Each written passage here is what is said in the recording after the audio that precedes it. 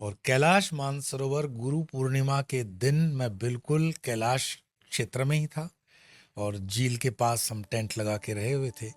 वहाँ दक्षिण भारत के एक साधु जो रामकृष्ण परमहंस के विचारधारा भावधारा से जुड़े हुए थे, उनने मुझे अनायास ही पूछा कि आपने और तीर्थ चारधाम वगैरह किए हैं? तो मैंने कहा नहीं, चारधाम तो नहीं किए हैं, मैं अभी आया हूँ और मैं कैलाश से तीर्थ प्रारंभ करते हुए बाकी सारे तीर्थ बाद में करूँगा। तब उन्होंने मुझे कहा कि आप चारधाम जो चार तीर्थ हैं वो पहले कर लीजिए। मैंने कहा क्यों?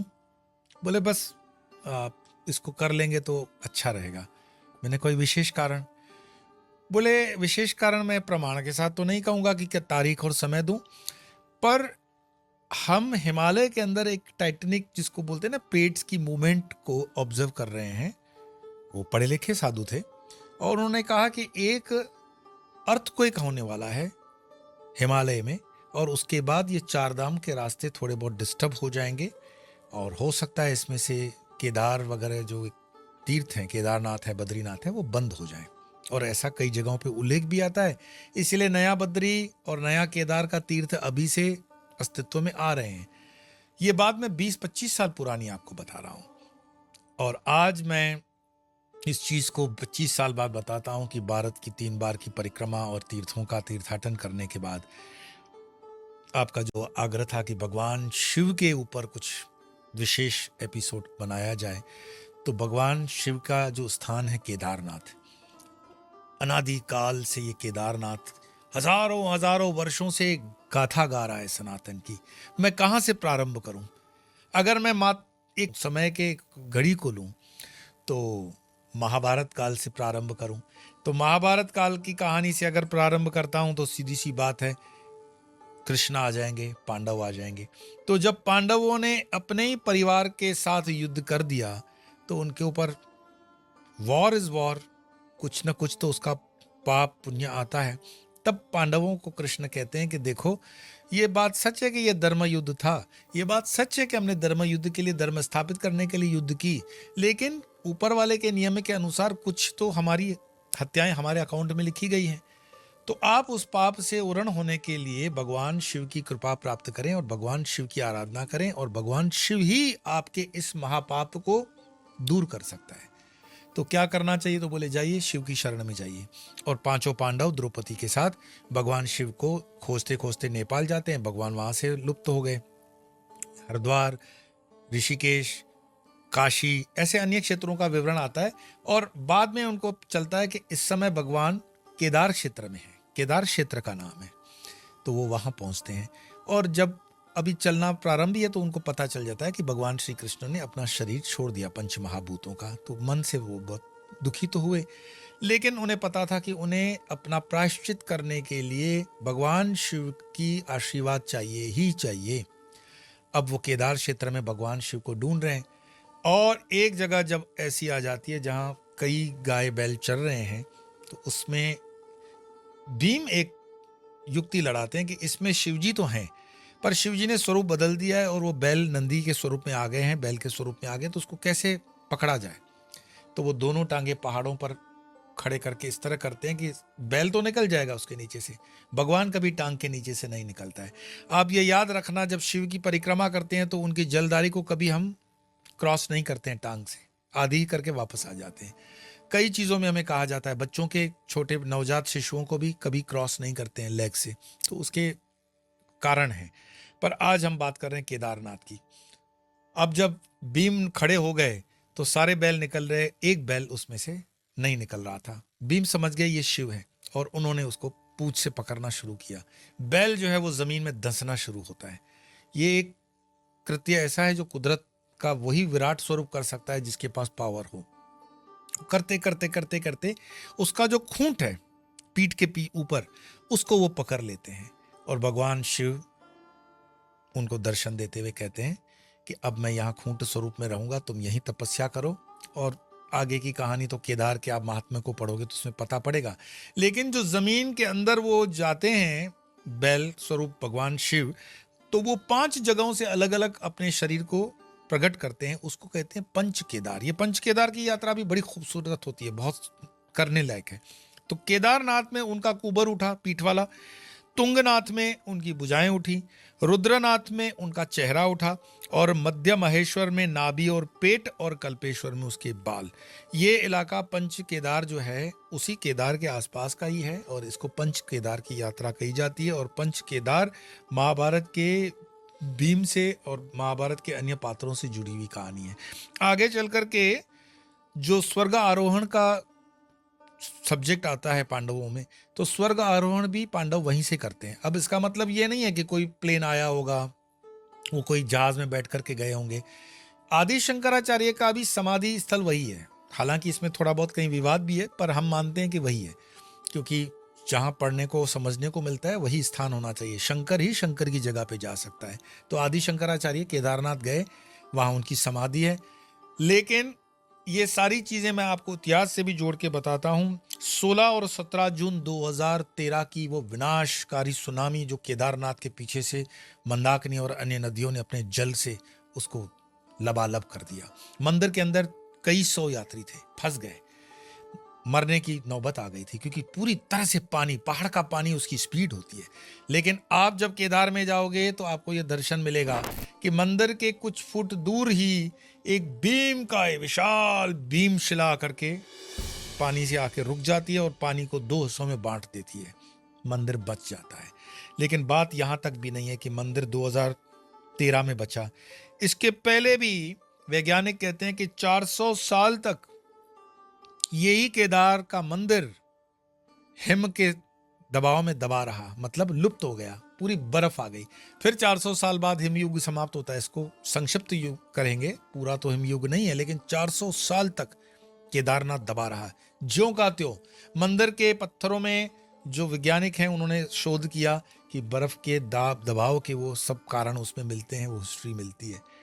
एक और, मैं इसको नहीं कहूंगा मिथ्या किंवदंती, सत्य, परम सत्य है कि जब कपाट बंद होते हैं केदार के, तो केदार के कपाट के विषय में मैं बताऊं, 6 महीने का जो कपाट का ये जो समय दिया जाता है, उसको अगर आप सुनेंगे, उत्तराखंड के रुद्रप्रयाग जिले में स्थित ये जो 12 ज्योतिर्लिंग में से एक ज्योतिर्लिंग है केदारनाथ। अप्रैल की अक्षय तृतीया से कार्तिक मास की शरद पूर्णिमा तक केदार के दर्शन, और फिर वो ऊखी मठ में लाया जाता है विग्रह। 16 जून 17 जून वाली समाधि बाढ़ का मैंने आपको बताया था ये किस्सा। ये 6 महीने जब बंद होते हैं कपाट, तब भी उसमें दिया प्रज्वलित रहता है, और जब कपाट खोले जाते हैं तो वो दिया जलता रहता है। आप सोचोगे ये क्या बात हुई, लेकिन ये सत्य है। तो कौन जला के रखता है उनको? पुराणों के अंदर कहा जाता है कि नारद और उद्धव जी सेवा में होते हैं 6 महीने, जब कोई मनुष्य वहां नहीं जा पाता है, पूरी बर्फ होती है तब। हाँ, कुछ साधु महात्मा कलेक्टर की परमिशन से शायद वहां रहते हैं, ऐसे मुझे बताया गया वहां पर जब मैं केदार में था। और मेरी यात्रा भी केदार की बड़ी प्यारी और जिसको कहते हैं ना विस्मरणीय रही। केदार एक ऐसी यात्रा है जो जीवन में जब तक आपके पांव चल रहे हैं तब तक कर लेना, पांव चल रहे हैं तब तक। बाद में जब पांव चलने बंद हो जाते हैं, आप घोड़ों पर जाते हो, खच्चरों पे जाते हो, आप उन पर अत्याचार कर रहे हो। वो मूक प्राणी जो है ना, आपका वजन ढो तो रहे हैं, लेकिन उनकी कैसे परवरिश हो रही है वो आप देखो, उनको खाने को क्या मिल रहा है ठीक से, क्योंकि ये तीर्थ तो 6 महीने ही चलता है। 6 महीने तक उनको फिर कोई व्यापार नहीं होता, इसीलिए उनकी हालत बहुत खस्ता होती है। तो मैं कहूँगा जब तक आपके जान में जान है तब तक अपने बलबूते उसको कर लो। फिर आजकल तो हेलीकॉप्टर वगैरह भी है। केदारनाथ और बद्रीनाथ, मैंने जैसे आपको बताया कि महात्मा जी ने कहा लुप्त तो हो जाएगा, ये बात फिर एक नहीं, मैंने अनेकों संतों के मुख से सुनी है कि हाँ, हिमालय के अंदर जो प्लेट्स की मूवमेंट हो रही है उसमें कई चीज़ें परिवर्तनशील हैं और होंगी। और जैसे मैंने बताया कि कुछ दिन मार्च 2025 के बाद संघर्ष के जीवन के हैं, और परिवर्तन प्रकृति का भी होगा, तो हो सकता है इसमें ये परिवर्तन हो, क्योंकि ये समय थोड़ा पूरे वर्ल्ड के लिए ठीक नहीं है। और मुझे लगता है कि हम ये संकट का काल भी पार कर ही जाएंगे। दूसरा, एक दूसरी कहानी ये है कि ये कब होगा, जब नर नारायण, बद्रीनाथ आप जाते हो तो वहां नर नारायण पर्वत दिखाई देता है, तो जब नर नारायण पर्वत मिल जाएंगे आपस में, वो कैसे मिलेंगे? अर्थक्वेक होगा तभी तो ये होगा। तो ये बिल्कुल बताई हुई चीज है कि नर नारायण पर्वत जब आपस में मिल जाएंगे तब इसमें ये होने की संभावना है। फिर उसके लिए भविष्य बद्री और भविष्य केदार नामक तीर्थ तो उभर चुके ही हैं और लोग आज भी उनका जो है दर्शन कर रहे हैं। बद्रीनाथ में भी हमने देखा कि बद्री जी की बाह जो है वो बाल जैसी पतली हो गई है, उसके भी ऊपर कहानियां चलती है कि वो जब हाथ उनका टूट जाएगा तब बद्री के दर्शन बंद हो जाएंगे। मैं ये चीज़ें आपको डराने के लिए या इमोशनल जिसको बोलते हैं ना कि एक क्रिएट करने के लिए नहीं कह रहा हूँ। ये कई चीज़ें हजारों सालों से चली आ रही है, परंपरागत है। तो जीवन में तीर्थों में आपको हमेशा तकलीफ मिलती है, मतलब थोड़ा बहुत अनईजी, आप अपने कंफर्ट जोन से बाहर आ जाते हो। ये जो घर में आपको बिल्कुल तैयार खाना पीना, दाल चावल रोटी सब्जी मिलती है, तीर्थों में ऐसा नहीं मिलता है। तो ऐसा क्यों? क्योंकि एक तो हमारे सनातन के तीर्थ हमेशा पहाड़ों पर होते हैं। तो ये उसमें संकेत क्या है? हमारे ऋषि मुनियों ने वो सारे तीर्थ वहां क्यों बनवाए हैं? रीजन कि जीवन में हमेशा आप पहुंचा पहुंचा मत जियो। जीवन में संघर्ष एक हिस्सा है, उसको स्वीकारो। और जीवन का संघर्ष को उन्होंने तीर्थ से जोड़ दिया। तो तीर्थ यात्रा के नाम पे आप संघर्ष करते हो डिफिकल्टीज के साथ, तो आपको लगता है नहीं भगवान के लिए मैं कर रहा हूं, तो आप उसकी आदत में आ जाते हो। आप उपवास करना सीख जाते हो, आप एडजस्टमेंट करना सीख जाते हो, आप लोगों से व्यवहार करना सीख जाते हो। तब आपको जिस स्थान पे हैं उस स्थान की वैल्यू पता पड़ती है और कहते हो कि नहीं, घर भला तो सब भला। तो उसके लिए आपके मन में एक अहोभाव जागता है, ग्रेटिट्यूड जागता है, धन्यवाद जागता है, और आप धन्यवाद ज्ञापित करते हो मालिक को कि मालिक मैं बहुत खुश हूं। फिर जिन लोगों से आप मिलते हो वैज्ञानिक तरीके से समझना, उनकी गरीबी को देखते हो, उनकी जीवन को देखते हो, उनकी जीवन शैली को देखते हो, तब आपको लगता है मैं कितना सुखी हूं। तीर्थ जीवन में ये परिवर्तन ला देता है। तो जो युवान है मैं उनको कहूंगा कि आप ऐसे तीर्थ जरूर करें। इसमें कोई खर्चा ज्यादा नहीं होता है। आजकल हर जगह अन्न क्षेत्र चलते हैं तीर्थों में। नर्मदा परिक्रमा करें, गंगा जी का किनारे किनारे जितने तीर्थ कर सकते हैं करें। लेकिन इस देश को घूमो, चलो, देखो, और लोगों की इस पूरे जीवन यात्रा को समझो कि ये देश क्या है, ये देश कहाँ धड़कता है, इस देश में वास्तव में क्या हकीकत है।